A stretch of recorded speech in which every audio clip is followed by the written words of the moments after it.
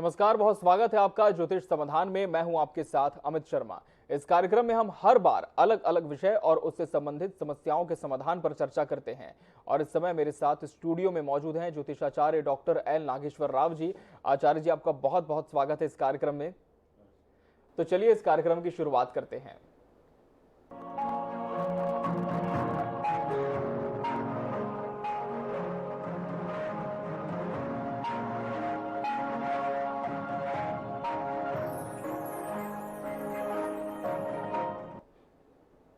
हमारे इस कार्यक्रम की शुरुआत हो चुकी है और हम दर्शकों को बता दें कि किसी भी समस्या का ज्योतिषीय समाधान आप चाहते हैं तो स्क्रीन पर लगातार हमारे नंबर्स फ्लैश होते रहेंगे जिन पर आप फोन कर सकते हैं और हमसे जुड़कर पंडित जी से अपना प्रश्न पूछ सकते हैं। ज्योतिषीय परामर्श आप ले सकते हैं इस कार्यक्रम के दौरान। बढ़ते हैं आज के विषय की ओर। हमारा आज का विषय शिक्षा से संबंधित है। आज हम जानेंगे कि शिक्षा का ज्योतिष से किस तरह से संबंध होता है, कौन कौन सी बाधाएं शिक्षा के क्षेत्र में आती है और उन्हें दूर किस तरह से किया जा सकता है। आचार्य जी, जहां तक शिक्षा का संबंध है, ज्योतिष शास्त्र में किस तरह से इसका वर्णन देखने को मिलता है, क्योंकि शिक्षा हर वर्ग के लिए बहुत ज्यादा जरूरी है। अक्सर ऐसा भी होता है कि लोग शिक्षा ग्रहण करना चाहते हैं लेकिन मन एकाग्रचित नहीं हो पाता। कई बार आर्थिक तौर पर भी बाधा आती है और कई बार बाहर जाकर भी पढ़ाई करना चाहते हैं लेकिन बावजूद इसके बहुत सारे व्यवधान उत्पन्न होते हैं। क्या कारण है, इस पर हम आपसे बात करेंगे, लेकिन उसके पहले हम आपसे समझना चाहेंगे कि शिक्षा का ज्योतिष से संबंध किस तरह से होता है। बहुत ही महत्वपूर्ण विषय है और मनुष्य के जीवन में कैरियर से ज़्यादा शिक्षा बहुत महत्वपूर्ण है। सबसे पहले तो शिक्षा, क्योंकि जब बच्चा 4-5 साल का होता है तो वहीं से वो शिक्षा ग्रहण करना शुरू कर देता है और उस शिक्षा के आधार पर ही आगे जाकर उसका कैरियर बनता है। तो जीवन में शिक्षा न सिर्फ कैरियर में काम आता है, बाकी जीवन के हर क्षेत्र पे जैसे कहा गया है कि पूरा एक व्यक्ति का पूरा जीवन उसके शिक्षा पे आधारित रहता है।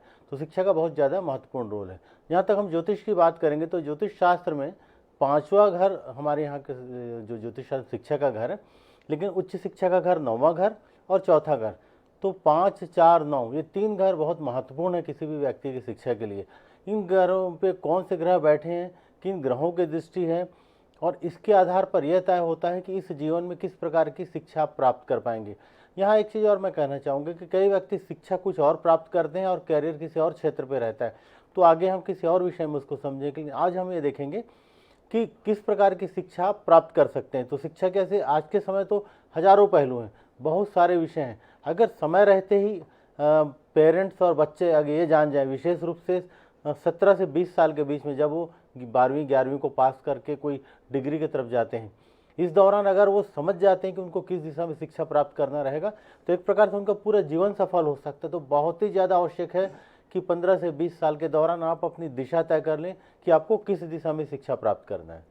जी बिल्कुल, 15 से 20 साल के अंतराल में आपको दिशा तय करनी है कि किस क्षेत्र में आपको जाना है, फिर उस क्षेत्र के मुताबिक आपको शिक्षा ग्रहण करनी है। इस वक्त एक दर्शक हमारे साथ कनेक्ट हो चुके हैं। आचार्य जी बुलंदशहर से हैं, विजय शर्मा। विजय जी, आपका बहुत बहुत स्वागत है इस कार्यक्रम में। जन्म की पूरी तिथि, समय और स्थान बताएं, फिर आपका सवाल रखें। जी पंडित जी नमस्ते। हाँ, मेरा नाम विजय कुमार शर्मा। मेरी जन्म तिथि तो क्लियर नहीं है, अपने बेटे की जन्म तिथि बताऊं क्या? हाँ बता दीजिए। जी बताएं। हाँ, बेटे का नाम है ऋषभ कुमार शर्मा। उसकी डेट ऑफ बर्थ है 1/8/93 जी और समय है सुबह का 8:15 जी। स्थान और बताएं। जगह है आपकी खुर्जा बुलंदशहर उत्तर प्रदेश। जी जी। प्रश्न। अच्छा, अब समस्या पंडित जी मेरी थोड़ी सी ये है कि मेरी जन्म तिथि तो क्लियर है नहीं, तो मैं थोड़ा सा बच्चे के माध्यम से आपको बताना चाहा है कि मैं इस वक्त मेरी उम्र 60 साल है। मैं एक प्राइवेट कंपनी में, कीटनाशक कंपनी में था।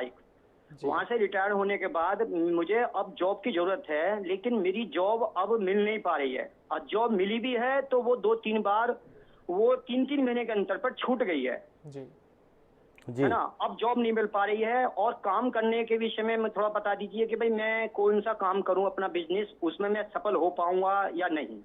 आपके पत्रिका में नौकरी का योग ज़्यादा है और आपने अपने जीवन का बहुत बड़ा समय एक तरीके से नौकरी के क्षेत्र में बिताया, तो नौकरी ही इसमें ज़्यादा कारगर दिखता है।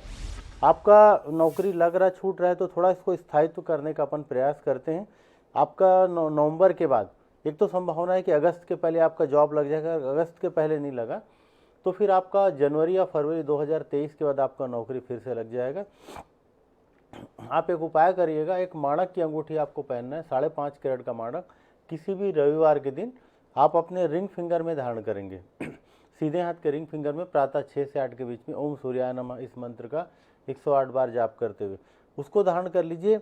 व्यापार का योग बहुत अच्छा नहीं है, तो अगर व्यापार में ना उलझें तो ज़्यादा अच्छा रहेगा, क्योंकि आपने पूरे जीवन नौकरी किया और जो गाड़ी कमाई आपकी है कहीं व्यापार में लगा देते हैं तो उसमें आपको दिक्कत हो सकता है। फिर भी अगर बहुत ज़्यादा अगर आपकी ऐसी कोई इच्छा होती है तो लोहे से संबंधित, हार्डवेयर से संबंधित या बिल्डिंग मटेरियल से संबंधित आप काम कर सकते हैं। लेकिन फिर भी मैं आपसे यही निवेदन करूंगा कि कोशिश करें कि आप नौकरी ही करें और माणक पहन लीजिए, आपकी नौकरी वापस लग जाएगी। बिल्कुल। वहीं दर्शक आचार्य जी से निजी परामर्श भी ले सकते हैं किसी और समस्या के समाधान के लिए। उनके नंबर हम लगातार स्क्रीन पर फ्लैश कर रहे हैं। यदि इस कार्यक्रम के दौरान आप आचार्य जी से बात करना चाहते हैं, कोई प्रश्न पूछना चाहते हैं, तो स्क्रीन पर दिए जा रहे नंबर्स पर आप फोन कर सकते हैं और आचार्य जी से अपना सवाल आप पूछ सकते हैं। हम फिर से लौटते हैं अपने विषय की ओर। आज हम बात कर रहे हैं कि शिक्षा का ज्योतिष से किस तरह से संबंध होता है। आचार्य जी, जिस तरह से आपने बताया कि शिक्षा से ज्योतिष का बहुत गहरा संबंध है और 15 से 20 साल के अंतराल में ही जो जातक है उसे ये तय करना होता है कि किस क्षेत्र में उसे जाना है अपना करियर स्थापित करने, और उसके आधार पर वो शिक्षा ग्रहण करता है। लेकिन इस दौरान बहुत सारी बाधाएं भी आती हैं। आचार्य जी, आपसे हम समझना चाहेंगे कि आखिर ये बाधाएं कैसे आती हैं और इन्हें दूर कैसे किया जा सके। जी, पहला तो 15 से 20 साल में आप दिशा तय कर सकते हैं, लेकिन हमारे ज्योतिष शास्त्र पूरा प्रारब्ध पे आधारित है। इसलिए जब आप जिस दिन आपका जन्म होता है उसी दिन ये तय हो जाता है कि आपको इस जीवन में किस दिशा पे जाना है। मतलब आप अपने प्रारब्ध से ये तय करके आते हैं कि इस जीवन में किस क्षेत्र पे आपको जाना है और किस प्रकार का कार्य आपको करना है। लेकिन 15 से 20 साल एक बहुत महत्वपूर्ण पहलू ये है कि आप देखते हैं कि 11वीं के बाद 10वीं 11वीं या 12वीं के बाद विशेष रूप से आप इंजीनियरिंग करेंगे, मेडिकल करेंगे, कॉमर्स करेंगे, तो आपके लिए एक तरीके से रास्ता खुलता है, इसलिए वो ज़्यादा महत्वपूर्ण हो जाता है। तो जो आपकी पत्रिका में जैसा हमने कहा कि 5वां घर किस प्रकार का है, 9वां घर किस प्रकार का है, चौथा घर किस प्रकार का है, ये तय करता है कि आपको जीवन में किस प्रकार की शिक्षा मिलने वाली है। अगर मान के चलिए पंचम भाव शनि और मंगल से प्रभावित है काफ़ी हद तक, या 9वां घर प्रभावित है, तो ऐसे स्थिति में तकनीकी शिक्षा का योग बनता है। तो आप क्या कर सकते हैं, आप इंजीनियरिंग क्षेत्र पे जा सकते हैं। अगर पत्रिका में योग बहुत अच्छा है तब तो आप इंजीनियर बन जाएंगे, लेकिन अगर योग कमज़ोर है तब आप क्या कर सकते हैं, पॉलिटेक्निक कर सकते हैं, आप डिप्लोमा कर सकते हैं। और पत्रिका में योग बहुत कमज़ोर है, मान लीजिए शिक्षा का योग बिल्कुल नहीं है लेकिन टेक्निकल योग है, तब क्या होता है, आप बहुत सारे बच्चों को देखेंगे कि वो लोग कोई गैरेज में लग जाते हैं और बगैर शिक्षा प्राप्त के ही 10-12 साल की उम्र से किसी गैरेज में काम करते हैं और बहुत अच्छे टीवी मैकेनिक कोई बन जाता है, कोई मोटर मैकेनिक बन जाता है। तो आपकी पत्रिका में तकनीकी योग रहता है, तो इससे ये पता चलता है कि आपको टेक्निकल क्षेत्र पे जाना है। टेक्निकल में भी हम इसके अंदर घुस के देखेंगे ज्योतिष शास्त्र में, तो ये भी जान सकते हैं कि आपको मोटर मैकेनिक में जाना है या केमिकल में जाना है या माइंस में जाना है। अगर इनका संबंध अष्टम भाव से हो गया तो संभावना रहता है कि माइनिंग के क्षेत्र पे आप जाएंगे। चौथा घर अगर बहुत स्ट्रांग हो गया, उसका संबंध मंगल या शनि से हो गया, तो ऐसी स्थिति में क्या रहता है, आप सिविल इंजीनियर, क्योंकि चौथा घर बिल्डिंग का घर है। तो ज्योतिष शास्त्र आपको बहुत अंदर तक जाके बताता है कि आपको किस प्रकार की दिशा पे जाना है। इस प्रकार से अगर मंगल और शुक्र का प्रभाव ज़्यादा हो गया, शनि के साथ में हो गया, तो ऐसी स्थिति में एडवांस चीज़ें जैसा कि टेलीकम्युनिकेशन के क्षेत्र में भी आप इंजीनियरिंग में जा सकते हैं। अब इसके दूसरे पहलू पे आते हैं, लोग सबसे ज़्यादा 2 विषय पे जाते हैं, एक तो इंजीनियरिंग के क्षेत्र में या तो मेडिकल के क्षेत्र में। अगर आपकी पत्रिका में मेडिकल में क्या है, देखिए मेडिकल में हम रोग पे काम करते हैं, तो 6वां 12वां घर, जब भी किसी पत्रिका में गुरु का संबंध 6वें या 12वें भाव से हो गया, तो ऐसे स्थिति में हमने देखा कि कहीं ना कहीं बच्चा मेडिकल के क्षेत्र में शिक्षा प्राप्त करता है। और ऐसे हजारों बच्चों को हमने अपने प्रैक्टिस में देखा जिनको जन्म के बाद ही पत्रिका में हम लोगों ने मार्गदर्शन किया था कि ये मेडिकल के क्षेत्र पर जाएगा, और 80% वो बच्चा आज मेडिकल में, और ऐसे हजारों की तादाद में बच्चे हैं जो मेडिकल के फील्ड में डॉक्टर बन चुके हैं या उस दिशा में अग्रसर हैं। तो इसमें क्या होता है, अगर 12वां 6वां का संबंध बन गया, 12वां घर हॉस्पिटल, 6वां घर आपका रोग का घर है, इनका संबंध कहीं गुरु या मंगल, अगर मंगल से बन गया और गुरु से बन गया तब बहुत अच्छे आप सर्जन बन जाते हो। लेकिन अगर मान लीजिए मंगल का योग कमजोर है, तब आप क्या करेंगे, एमडी में जाएंगे, मेडिसिन में जाएंगे। हमारा ज्योतिष शास्त्र इतनी बारीकी तक आपको बताता है। इसके अतिरिक्त अब कई बार हम देखते हैं कि पत्रिका में बुध का प्रभाव बहुत ज़्यादा है। तो बुध क्या है, बेसिकली स्किन है हमारा, तो जिनके पत्रिका में बुध का कॉम्बिनेशन रहता है वो डर्मेलॉजिस्ट बन जाते हैं, स्किन त्वचा रोग विशेषज्ञ बन जाते हैं। बुध का मंगल से संबंध बन गया तो आप प्लास्टिक सर्जन बन जाते हैं। तो अगर आप ज्योतिष शास्त्र की शरण में आएंगे तो आप काफ़ी हद तक समझ पाएंगे। और हम हजारों हमारे बच्चों को जिन्होंने मार्गदर्शन लिया, आगे जाके जब वो सब्जेक्ट को लेके भी कंफ्यूज रहते हैं तो आप ज्योतिष शास्त्र के माध्यम से उनको एक क्लियर कर सकते हैं कि आपको मेडिकल में जाना है तो किस विषय पे जाना है, जी, इसी प्रकार से हम कॉमर्स के क्षेत्र में भी देख सकते हैं। अगर पत्रिका में बुध का प्रभाव बहुत ज़्यादा है, लग्न मिथुन या कन्या है, उनका पंचम भाव से संबंध बन गया, बुध का संबंध बन गया, तो बुध क्या है, कॉमर्स का कारक है। तो बुध अगर अच्छा है पत्रिका में तो आप सीए बन जाइए, चार्टर्ड अकाउंटेंट बन जाइए, मैनेजमेंट में चल दीजिए। बुध के साथ शनि का संबंध है तो आप उसमें सीए में ज़्यादा जाते हैं, क्योंकि शनि हमको एक तरीके से वकील जैसा करता है, तो सीए भी एक प्रकार का वकील जैसा कार्य करता है। इस प्रकार से कॉमर्स का लाइन आपने देख लिया। इसी प्रकार से आगे आप जाएंगे, हम इसमें पीएचडी को भी देख सकते हैं कि पंचम का संबंध अष्टम भाव से हो गया या तीसरे घर से बन गया, तो ऐसी स्थिति में रिसर्च का बहुत सारे बच्चे आते हैं, वो बोलते हैं कि पीएचडी कर पाऊंगा या नहीं। तो ऐसी स्थिति में अगर उच्च शिक्षा का योग है, 9वां घर अच्छा और उनका अष्टम भाव से संबंध बन गया शिक्षा का घर का, तो रिसर्च के क्षेत्र पे आप बहुत अच्छा कर सकते हैं। तो इस प्रकार से अगर अपन अंदर जाकर देखेंगे तो ज्योतिष शास्त्र आपको बहुत बड़ी मदद करता है, पूरे जीवन बनाने में मदद करता है। और आपको जब ये दिशा तय हो जाएगा कि आपको इंजीनियर बनना है, डॉक्टर बनना है, किस क्षेत्र में बनना है, तो एक तरीके से यही अगर आपने तय कर लिया तो आपका जीवन एक प्रकार से सफल हो सकता है। तो बिल्कुल जो भी बच्चे इस आज प्रोग्राम को देख रहे हैं, अगर उनको किसी भी प्रकार का कोई कन्फ्यूजन, या जो भी पेरेंट्स इस कार्यक्रम को देख रहे हैं, किसी भी अच्छे एस्ट्रोलॉजर से मिलिएगा और बच्चे के पत्रिका का विश्लेषण करा के आप तय करेंगे, तो आप देखेंगे कि मोर देन 70 से 80%, 100 हम नहीं कह सकते क्योंकि हम लोग मनुष्य हैं, हमारी सीमाएं हैं और हर चीज़ को हम लोग जान नहीं सकते, लेकिन 70 से 80% मामले में आपका बच्चा उसी दिशा पे जाएगा जैसा कि बच्चे की पत्रिका में लिखा हुआ है। बिल्कुल, वहीं आचार्य जी से भी निजी परामर्श दर्शक ले सकते हैं, उनके नंबर हम लगातार स्क्रीन पर फ्लैश कर रहे हैं। आचार्य जी, इसी से जुड़ा हुआ एक विषय आता है, वो है स्थान परिवर्तन का। अक्सर लोग शिक्षा के लिए स्थान भी परिवर्तित करते हैं, ऐसे में किस तरह से ये जाना जाए कि जो शिक्षा हमें ग्रहण करनी है उसके लिए हम स्थानीय स्तर पर ही प्रयास करें या फिर बाहर जाना हमारे लिए ज्यादा सफलता का मूल मंत्र साबित हो सकता है? बिल्कुल, जहाँ तक स्थान परिवर्तन का संबंध है, वो मूल रूप से समय के हिसाब से पता चलता है कि अभी आपका जगह परिवर्तन का योग पत्रिका में बना या नहीं। कई बच्चों की पत्रिका में देखेंगे कि जन्म के 2-3 साल बाद ही कोई पेरेंट्स बदल जाते हैं, कोई दूसरे को बच्चे को गोद ले लेता है। ऐसे स्थिति में 9वां घर, 8वां घर, दूसरा घर जो कुटुंब का घर है, वो अगर बाधित रहता है तो बच्चा अपने घर से बाहर निकल के पढ़ाई करता है। तो इस प्रकार से ज्योतिष शास्त्र में पता चलता है कि आप जन्म स्थान पर रहेंगे या बाहर रहेंगे। स्थान परिवर्तन के तात्कालिक रहता है, उस समय के ग्रह गोचर से पता चलता है कि आपका स्थान परिवर्तन होने जा रहा है नहीं। ज़्यादातर बच्चे आप देखेंगे 5वीं के बाद वो कोई हॉस्टल में चल देते हैं, कई लोग 9वीं के बाद 8वीं के बाद जाते हैं, कोई लोग 11वीं के बाद तो ज़्यादातर बच्चे चल ही देते हैं। तो इस प्रकार के पत्रिका के माध्यम से पता चल सकता है। यहाँ पर पत्रिका में जहाँ आपने कहा कि विदेश की बात करी, तो विदेश यात्रा का योग पत्रिका में स्पष्ट होना चाहिए। अगर विदेश यात्रा का योग नहीं है तो पत्रिका में तीसरा, छठवां, 9वां, 12वां 4 घर यात्रा के घर हैं। तीसरे और छठवें से जो योग बनता है वो अल्पकालीन योग बनता है, और 9वें या 12वें से बनता है तो दीर्घकालीन योग बनता है। विशेषकर 9वां या 12वां, वहाँ पर 3 से 4 ग्रह हो, खासकर राहु केतु, उनके साथ 4-5 ग्रह हो, तो पत्रिका में विदेश यात्रा का बनता है। साथ ही अष्टम भाव से भी विदेश यात्रा का योग बनता है। अष्टम भाव से जो विदेश यात्रा का योग बनता है वो समुद्र के पार, मतलब समुद्र से शिप में आप जाएंगे या फिर समुद्र से लगा हुआ कोई कंट्री होगा, वहाँ पर अष्टम भाव से संबंधित जो योग रहता है समुद्र का योग रहता है। लेकिन अगर 12वें भाव से संबंध बन रहा है, 9वें भाव से बन रहा है, तो संभावना रहता है कि लंबी दूरी पे जाएंगे, आप अमेरिका जाएंगे, कनाडा जाएंगे, इंग्लैंड जाएंगे। तो पत्रिका का विस्तृत विश्लेषण करना पड़ता है कि शिक्षा के साथ साथ विदेश यात्रा का योग है या नहीं। विदेश यात्रा का योग नहीं है तो कई बार बच्चे अपने शहर के आसपास ही पढ़ लेते हैं, 150 किलोमीटर दूर चल देते हैं, या फिर मुंबई, दिल्ली, कलकत्ता जैसी जगह पे भी चल देते हैं। तो ज्योतिष शास्त्र से आसानी से समझा जा सकता है कि आपको किस दिशा पे जाना है और आप स्थान परिवर्तन होगा शिक्षा के लिए या नहीं होगा।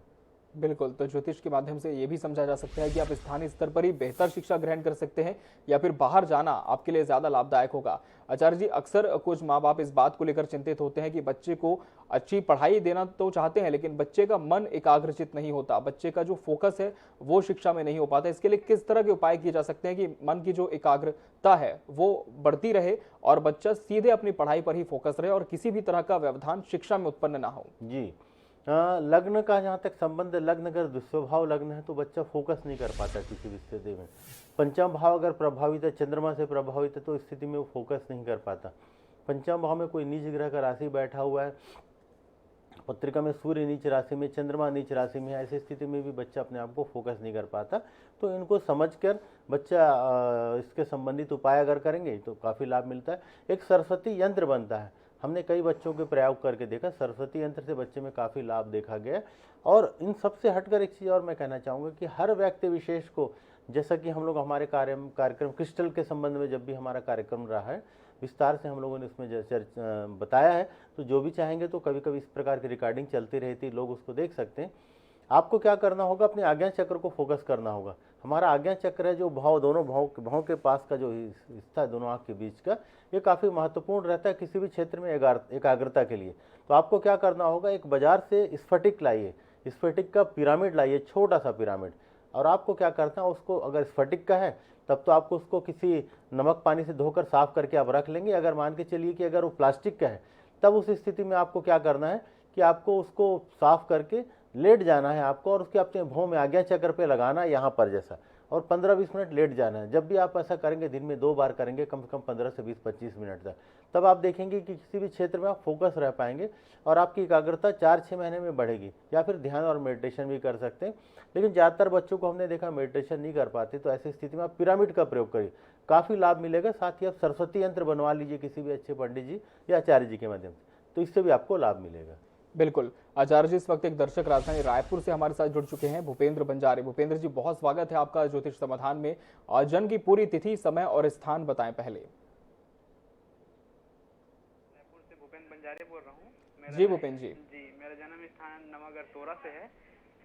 भूपेंद्र जी, आपकी आवाज हमें स्पष्ट नहीं मिल पा रही है। निवेदन है कि जन्म की पूरी तिथि, समय और स्थान बता दें एक बार फिर से। जी प्रणाम पंडित जी। हाँ नमस्कार जी, मैं भूपेंद्र बंजारे बोल रहा हूँ रायपुर से। मेरा जन्म स्थान तोरा नवागढ़ से है जी। जी, मेरी शादी कब होगी ये पूछ रहा था सर। आपकी जन्म तिथि बता दें और समय बता दें जन्म का। सर सितंबर 2000। सितंबर 2000। तारीख नहीं बताया आपने सर 8 सितंबर। 8 सितंबर जी 2000। जी। समय आपको पता है? समय नहीं पता सर। अच्छा, समय नहीं पता है। चलिए आपको प्रश्न कुंडली के माध्यम से देख लेते हैं कि आपकी शादी कब होगी। जब भी आप इस प्रकार का प्रश्न करते हैं तो कोशिश करें समय उस वगैरह स्थिर रखेंगे तो ज़्यादा अच्छा रहेगा। इस पत्रिका से संकेत मिलता है कि 2023 से लेकर 2025 के बीच में प्रश्न कुंडली के माध्यम से संभावना रहेगा। 2023 में 23 से 25 के बीच में संभावना, 23 एंड या 24 में ज़्यादा दिखता है, फिर भी 23 से 25 के बीच में विवाह का संभावना ऐसा दिख रहा है कि आपका हो जाएगा। अगर आपको ऐसा लगता है कोई विलंब हो रहा है, हालांकि आप ज़्यादा उम्र आपकी नहीं है, फिर भी ऐसी स्थिति में एक पुखराज 5.5 कैरेट का पुखराज सीधे हाथ के इंडेक्स फिंगर में किसी भी गुरुवार के दिन प्रातः 6 से 8 के बीच में आप धारण कर लीजिए। 23 से 25 के बीच में 70 से 80% संभावना है कि आपका विवाह हो जाएगा। बिल्कुल। वहीं आचार्य जी से निजी परामर्श के लिए भी दर्शक संपर्क कर सकते हैं, उनके नंबर हम लगातार स्क्रीन पर दिखा रहे हैं। आचार्य जी, आज हम बात करें शिक्षा से ज्योतिष का क्या संबंध होता है। आपने बताया कि किस तरह से मन की एकाग्रता को भी हम जो है पूरी तरह से लागू कर सकते हैं शिक्षा में, ताकि फोकस रहे बच्चे का और पढ़ाई से बिल्कुल भी वो डगमगाए नहीं। शिक्षा के संबंध में जहां तक बात है आचार्य जी, बहुत सारे व्यवधान उत्पन्न होते हैं। हमने एकाग्रता की बात की, लेकिन बहुत बार ऐसा भी होता है कि माँ बाप अपने बच्चों को अच्छे स्कूल में, अच्छे कॉलेज में शिक्षा देना चाहते हैं, लेकिन आर्थिक तौर पर कमजोर साबित होते हैं। कई बार ऐसा होता है कि बच्चा स्थान परिवर्तित नहीं कर पाता है। इससे संबंधित और भी बाधाएं होती है। उन तमाम बाधाओं को ज्योतिष शास्त्र के माध्यम से हम किस तरह से दूर कर सकते हैं, इस पर भी हम आपसे विस्तार से चर्चा करना चाहेंगे। जी आचार्य जी। जी, बहुत ही अच्छा प्रश्न है आपका। ये देखिए, आर्थिक पहलू तो ऐसा है जिस पे पेरेंट्स ही मदद कर सकते हैं, लेकिन ऐसा हमने देखा कि मान के चलिए अगर कोई बच्चा बहुत ही तन मन लगन से पढ़ाई कर रहा है और पत्रिका में उच्च शिक्षा का योग है, तो बच्चा कहीं ना कहीं किसी न किसी प्रकार से वो पढ़ ही लेता है। जब मैं अपने बारे में कहना चाहूँगा कि जब हम अपने स्कूल में हमारी पढ़ाई करता था, आज से करीब 40 साल पहले की बात है, तो हमारे साथ एक लड़का पढ़ता था और वो रिक्शा चलाता था। ये करीब आज से 35 साल पहले की बात है। वो रिक्शा चलाता था, दिन में स्कूल आता था और शाम को जाकर रिक्शा चलाता था। तो कहीं ना कहीं अगर आपके अंदर दृढ़ इच्छा शक्ति है तो कहीं ना कहीं आप कर सकते हैं। और ख़ासकर छोटे बच्चों को तो दिक्कत होती है, लेकिन 11वीं 12वीं के बाद आप ट्यूशन भी पढ़ के कर सकते हैं। पत्रिका में अगर, और एक चीज़ मैं आपसे और कहना चाहूँगा कि पत्रिका में शिक्षा का योग है तो आप कहीं ना कहीं से पढ़ाई कर ही लेंगे, कोई ना कोई आपकी मदद कर ही देगा, कोई ना कोई रास्ता जरूर बनेगा। तो पहले आप अपनी पत्रिका का विवेचना कराइए कि आपकी पत्रिका में उच्च शिक्षा का योग है या नहीं। और पत्रिका में शिक्षा का योग नहीं है तब तो हम बहुत सारे ऐसे पेरेंट्स को देखते हैं जो करोड़पति अरबपति हैं, लेकिन उनका बच्चा 12वीं के बाद पढ़ाई नहीं कर पाता, 9वीं 10वीं के बाद पढ़ाई छोड़कर भाग जाता है। पत्रिका में शिक्षा का योग अगर कटा हुआ है तब तो आप उसको पढ़ नहीं पाएंगे, कहीं ना कहीं कोई बाधा आएगा। तो इसके लिए आप क्या करें? तो इसके लिए पत्रिका में ग्रह नक्षत्रों के आधार पर अगर कोई उपाय बन सकता है। देखिए, ज्योतिष शास्त्र में उपाय की सीमा है। 80% आपका जीवन में जो भी घटनाएं होती हैं आपके प्रारब्ध से। मैं बार बार प्रारब्ध की बात इसलिए कहता हूं क्योंकि मैं अपने 25 साल के जीवन में प्रैक्टिस किया एस्ट्रोलॉजी में और ये महसूस किया कि 80% व्यक्ति के हाथ में नहीं होता, 20% ही उसके हाथ में होता है। कई बार हमें लगता है कि किसी व्यक्ति को देखिए वो तो गरीब था, वो आज ये बन गया, राष्ट्रपति बन गया, प्रधानमंत्री बन गया, तो कहीं ना कहीं उनकी पत्रिका इतनी जुझारू प्रकृति की रहती है, उनका प्रारब्ध इतना मजबूत रहता है कि वो कुछ भी कर लेते हैं। या फिर हर व्यक्ति कर सकता है, तब कर सकता है जब उसे भागीरथी प्रयास करना पड़ेगा, या तो उच्च स्तर का प्रयास करना पड़ेगा जहाँ पर वो कुछ भी कर सकता है। और आप भी कर सकते हैं, ऐसा नहीं कि आप नहीं कर सकते, लेकिन उस स्तर पर आपको जाना पड़ेगा। तो ऐसे स्थिति में पत्रिका को एक बार समझ लीजिए। अगर छोटे मोटे कोई ग्रहण बना हुआ है, किसी प्रकार का छोटा मोटा व्यवधान है, वो तो हम यंत्र मंत्र के द्वारा, रत्नों के माध्यम से उसको ठीक कर सकते हैं। लेकिन अगर कोई बड़ी बाधा है और कोई बड़ी आर्थिक बाधा, विशेष रूप से आर्थिक अर्थ के ऊपर आपने जोर दिया, तो ऐसे स्थिति में कई लोग आजकल मदद करते हैं, लोगों को शिक्षा के लिए मदद करते हैं। और आप जैसा पता करेंगे आपके शहर में तो बहुत सारे अच्छे लोग हैं, बड़े बड़े लोग हैं जो इस प्रकार की मदद करते हैं। हम लोग भी इस प्रकार का प्रयास करते हैं कि कोई बच्चा अगर अच्छा है, जागरूक है, पढ़ना चाहता है, तो थोड़ी बहुत थोड़े रूप में हम लोग भी मदद करने का प्रयास करते हैं। हम सब मिलकर कर सकते हैं। तो जो भी कार्यक्रम देख रहे हैं सब मिलकर, क्योंकि कोई बच्चा बढ़ना चाहता है तो निश्चित तौर पर सबको उसकी मदद करनी चाहिए। तो कहीं ना कहीं आपको ईश्वर चाहेगा तो कोई ना कोई रास्ता जरूर मिलेगा। एक बार पत्रिका को समझ लीजिए कि पत्रिका में कोई व्यवधान तो नहीं है। अगर पत्रिका में व्यवधान है, उसका निराकरण आप कर लेते हैं, तो कोई ना कोई आपको स्वयं आकर आपको प्रोत्साहित करेगा, आपको सामने खड़ा होगा। हमने कई बार देखा बहुत अच्छे टीचर्स रहते हैं, बहुत सारे टीचर्स, जो बच्चा पढ़ने में कमजोर अच्छा रहता है, अगर उनके पास आर्थिक कमजोर है, तो मेरे परिचित के बहुत सारे टीचर्स हैं जो बच्चों को मदद करते हैं। तो कोई ना कोई आपकी जरूर मदद करेगा। तो उस बारे में छोड़कर, आप अर्थ के बारे में छोड़कर सिर्फ आप मेहनत करिए। अगर आप में टैलेंट है तो निश्चित तौर पे आप आगे निकल के आएंगे। मान के चलिए कि आप जितना भी कमज़ोर रहें आर्थिक रूप से, आप निकल के आएंगे। और जैसा बोलते हैं ना कि अगर बादल सूरज को कितना भी ढक ले, सूरज आखिर बादल को तोड़ के आकर फाड़ के निकल के आ ही जाता है। तो अगर आप में काबिलियत है, अगर आप में टैलेंटेड है, अगर आप जुनूनी प्रकृति के, सबसे ज़्यादा आपको जुनूनी प्रकृति का होना चाहिए कि आपने ये तय कर लिया कि मुझे मेडिकल करना, मुझे इंजीनियरिंग करना, मुझे IAS बनना है, बिल्कुल आप बन सकते हैं। अगर आपकी पत्रिका में मैं तो कहूँगा नहीं है, तभी भी बन सकते हैं। कैसे बन सकते हैं? आपको भागीरथी जी के समान प्रयास करना पड़ेगा। जैसा कि भागीरथी कहते हैं, एक पैर में खड़े होकर 100 वर्षों तक तपस्या किया।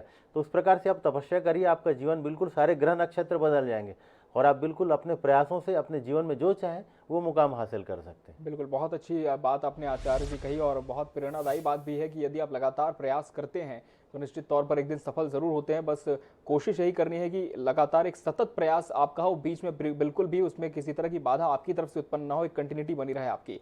आचार्य जी, इस वक्त एक दर्शक हमारे साथ जुड़ चुके हैं। कार्यक्रम का अंतिम चरण चल रहा है। औरंगाबाद से शुभम जी, बहुत स्वागत है आपका इस कार्यक्रम में। जन की पूरी तिथि, समय और स्थान बता दें। पंडित जी, ये 25 जुलाई 2005 सवेरे 5:10 पे औरंगाबाद। जी, औरंगाबाद कहाँ का ये? बिहार। अच्छा, हाँ ठीक है जी। हाँ, किस क्षेत्र में काम करना अच्छा रहेगा? हाँ बिल्कुल, आज आपने विषय से जी संबंधित प्रश्न पूछा है और अच्छा लगा। पढ़ाई के किस क्षेत्र में, टेक्निकल या नॉन टेक्निकल? हाँ बेटा, ठीक है बेटा, 2 मिनट। हाँ, आपका पत्रिका जी बिल्कुल, आपकी पत्रिका में बेटा, इसमें पत्रिका में दिखाई देता है कि आपको टेक्निकल क्षेत्र पे जाना चाहिए। कोशिश करिए, टेक्निकल क्षेत्र पे काफ़ी अच्छा कर सकते हैं, नौकरी आपकी लग सकती है। थोड़ा अपने आप को फोकस करिए, बहुत ज़्यादा भटकाव मत करिए। जैसा कि हमने इस कार्यक्रम में एक उपाय बताया था, स्फटिक का पिरामिड। कई बार होता क्या है कि लोग 2 दिन, 3 दिन, 4 दिन या 10 दिन रखने के बाद बोलते हैं कि हमें नहीं समझ में आ रहा। तो ऐसा नहीं करना है आपको। जो भी उपाय साल 6 महीना तक करना है। थोड़ा सा अगर आप आपको फोकस कर लेंगे तो टेक्निकल पत्रिका है, बिल्कुल आपको बिंदास होकर निश्चित तौर पे आपको टेक्निकल क्षेत्र पे जाना चाहिए। बहुत अच्छा कर सकते हैं।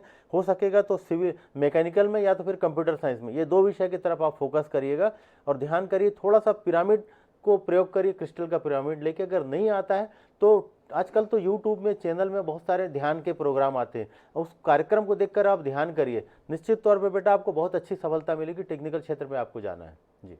बिल्कुल आचार्य जी, बहुत बहुत धन्यवाद आपका। इस कार्यक्रम में इतनी अहम जानकारी आपने दर्शकों को दी जो निश्चित तौर पर उनके लिए लाभदायक साबित होगी। आपका बहुत बहुत धन्यवाद इस कार्यक्रम में आने। और इसी के साथ ज्योतिष समाधान के आज के एपिसोड में फिलहाल इतना ही। कल हम फिर हाजिर होंगे एक नए विषय के साथ। तब तक के लिए दीजिए इजाजत। नमस्कार।